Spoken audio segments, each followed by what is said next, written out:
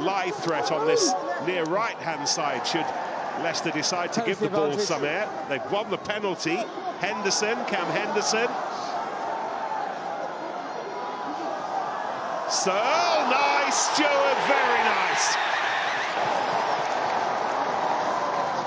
And the ball played out the back. Now, you can't hit that short runner, but if you play it out the back, that's where the acceleration comes from. And Stewart right over the top. Van Portfleet to the fly half. Who goes over for Leicester's second? They have plenty of other options. Brian, can we go back to the option that actually a scrum that doesn't get completed properly? He's got his two big props either side, Nicky Smith and Joe Hayes. Blamire takes it that far. Cracknell, one of Wales' newest internationals, gets the try. Of that, there is no doubt, and Leicester do have two. George suggesting that McFarlane goes to the left, but the threat came from the right. Van Sale, still McFarland. There he is and over. What a brilliant shot that was of Theo McFarland. Radwan, and then he goes back in behind Radwan to make sure that Blamire can't get a good shot on him, and he uses that momentum. Want, who's been busy early on. And Searle, who's been brilliant early on, over halfway, one to the left, and then the kick. If Radwan catches this, he will score. Oh, through the air. East Midlands Airport job. Your flight is now boarding. And the pilot is Adam Radwan. Shows too much. And Searle, one of the very best in this league at making that break. Did you see a lot that of boos there, maybe just a late hit on Billy Searle. Yes. On the touchline. On the touchline. He's hauled down once again. Leicester unfurling the flags. Henderson going for the bonus point again. Welford Road finding its voice again. Hayes again. Leicester again. They've got the bonus point before half-time. Ilioni with his first big surge. And then the break and the score, and he's done it again. Leicester's little road runner, Adam Radwan, peels his way through Saracens' defence. Trying to pick it backwards out of the ruck. Yep. Knock on, yeah, but the ball travelled forwards. No try. Take the momentum away from Sarri's clever captaincy. So one of Theodam runs into a thicket of green-shirted Leicester players, but that ball is coming back for Ivan Van Sale eventually, or maybe not Van Sale. The forwards happy to keep it amongst themselves and drive it over the line. Leon Yama Christie amongst those heavyweight replacements. Itching to make an impression. Oh, it's been intercepted, and you're tempted to say, good night, Vienna. It's Daly against Radwan, and the gold medalist, Adam Radwan, and Leicester may now be... Onside. Toje's interested, so too on Yama Christie. Maui throwing his weight around.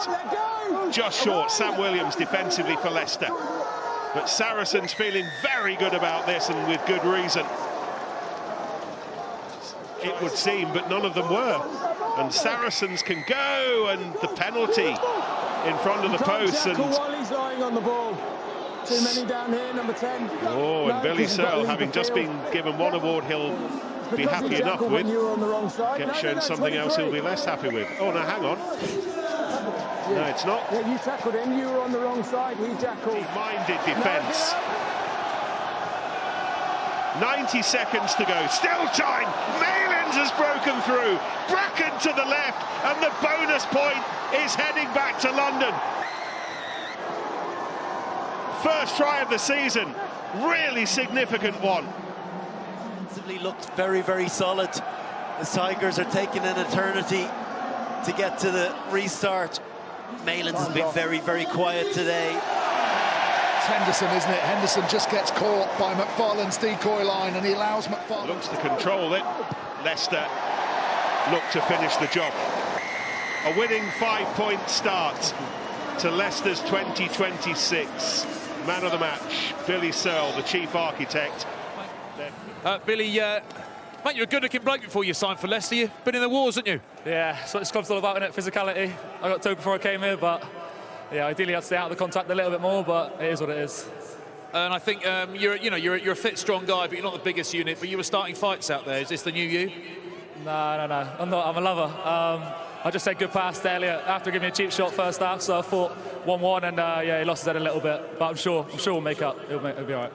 You've been mates by dinner. Don't worry about it. 5 points. I imagine you're very happy with that.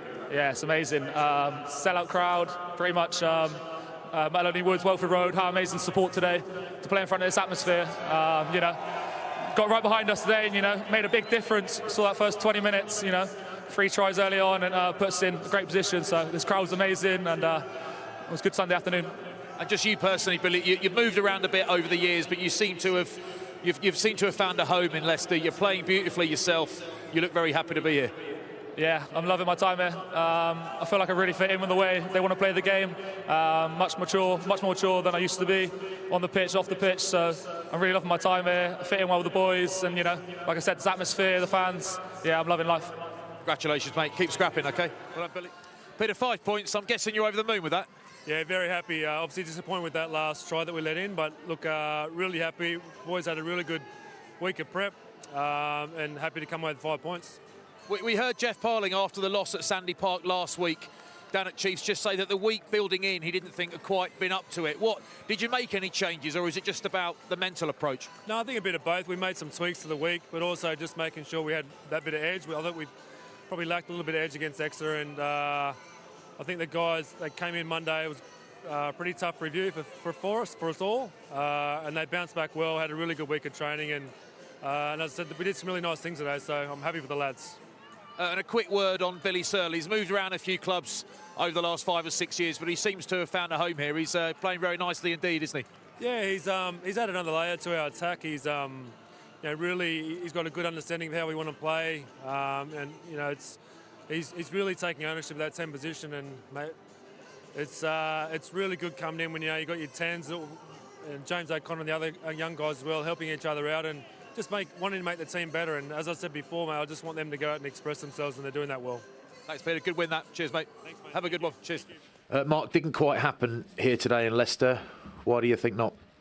Well, I think when you come to places like this and you're playing big games like this and you want to back up from the week before, your attitude's always got to be the most important thing. And I think it's been probably a familiar tale for us this year, our inability to back up, and it just takes some people not to be quite where you want them to be at the start of the game. And I think it was clear in the first 10 or 15 minutes what side was in charge of the physical battle, up for the physical battle, and it wasn't us.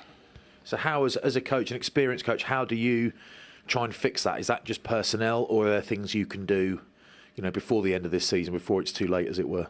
Yeah, sometimes it's not easy to say straight after a performance like that why it was like that. You always feel that you've had a good enough week, but we haven't backed up a win in the Premiership since the first 2 games of the year. So we're following good performances with pretty average performances, and as the person who's meant to be getting the best out of the group, then sure, certainly I've got to look at myself and what we're doing and what we're doing as a coaching group, because it's not good enough at the moment.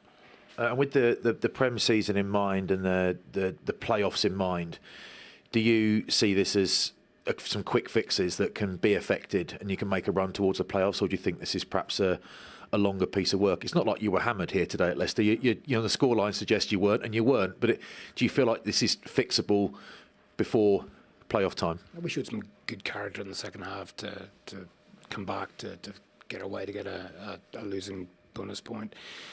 But if we want to progress as a team, we can't have brilliant mentality one week, average mentality the next week. That's no way to progress it as a group. You've got to be consistent with it, and our attitude shouldn't be the thing that's getting in the way, but for some reason it is. Thanks, Mark. Good luck. All the best. Thanks.